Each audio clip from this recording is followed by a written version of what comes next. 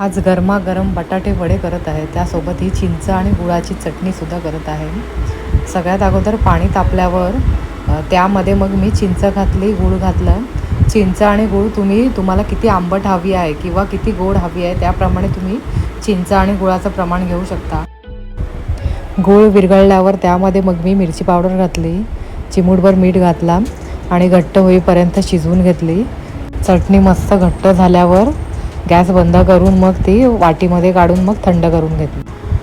चटणी झाल्यावर मग मी बटाटे वडे करायची तयारी केली. 3 बटाटे उकडून घेतले.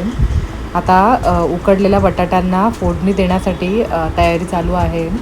तेल तापवून घेतलं, त्याच्यामध्ये राई, जिरा, हिंग घातला आणि आला, लसूण, मिरची मी टेचून घेतली होती तीसुद्धा घातलेली आहे. कढीपत्ता घातला, हळद घातली.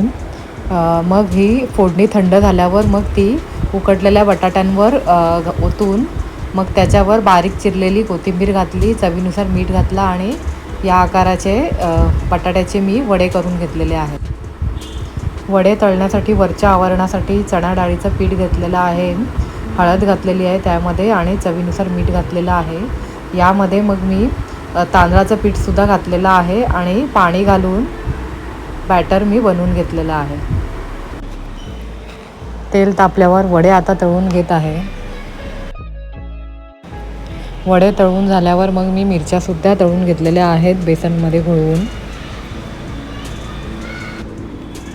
खाण्यासाठी तयार झालेले आहेत मस्त गरमागरम वडे.